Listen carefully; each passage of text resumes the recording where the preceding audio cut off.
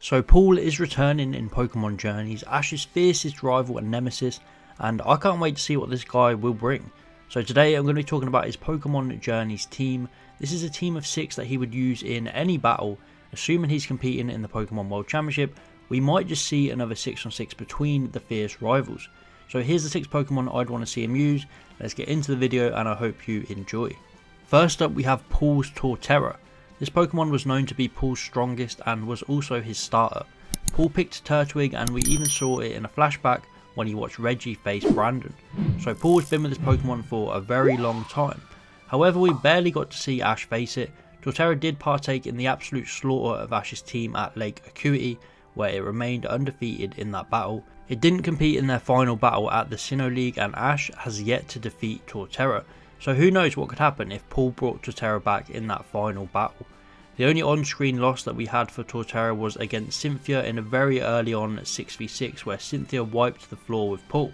But even Cynthia told Paul how strong this thing was, so it makes a lot of sense to see Torterra get a bit more shine here in Paul's Journeys team and finally get a decent matchup with Ash.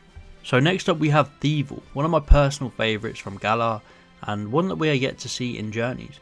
There's a lot of Galar Pokemon that are yet to appear or yet to have any significant role in the series, so it only makes sense to give Paul a few here. Imagine Paul has travelled around Galar, beaten all the gyms in the time that we last saw him. It would be awesome and it would give Paul a chance to catch some Galar Pokemon. Fievel is just a really cool sneaky dark type and I can see Paul using it in weird and wacky ways to turn the battle in his favour. I also think it suits Paul's edgy personality, so it would fit him well. Next up we have Paul's Electrify. Although not his starter, this was the first Pokemon that Paul was revealed to have, and we got to see its growth from a cocky Elekid into a powerhouse Electrifier. It's definitely up there in terms of strength with Torterra as one of Paul's strongest Pokemon. We've seen it a lot already, so why did I choose to bring it back? Well, it's a pretty simple reason, and that is that Pikachu never bested this Pokemon. From the start of Diamond and Pearl, Pikachu and Elekid had a rivalry, and with Pikachu constantly getting defeated by Electrify, and then Infernape coming along in the Sinnoh League to pretty much overtake this rivalry and get the win, it wasn't that bad on Pikachu. I want to see Pikachu finally take it down and finally overcome its brick break that it got caught out by many times. Electrify was Paul's standout Pokemon, so in general it would be cool to see it return, although we have had Gary's and Volkner's Electrify return already, so I wouldn't be too mad if we didn't see Paul's. Next up we have a brand new Pokemon from Legends Arceus being Ursuluna. Now we all know that Paul already owns an Ursaring and has owned it from very early on in Diamond and Pearl. And Ursaring is one of Paul's strongest Pokemon. It's been used in a lot of battles including against Ash at Lake Acuity and against Brandon at the Battle Pyramid. And I know that Ursuluna is a Pokemon from the Hisui region, but there's nothing to stop Paul exploring around Sinnoh, maybe digging up an ancient peat block and then evolving his Ursaring into Ursuluna. This could be a whole character driven episode where he's exploring and then wondering what to do with this block that he's found, and then eventually Ursaring takes it during a full moon and evolves. It would be such a fantastic evolution to see in the anime, similar to Ash's Dusk Lycanroc, and Paul would technically be the first person to discover this Pokemon in the modern day, which would be awesome.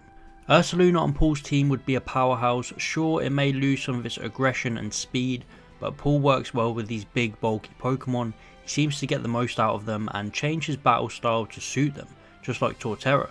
So seeing him own an Ursuluna would make for so many interesting dynamics and I'd love to see it.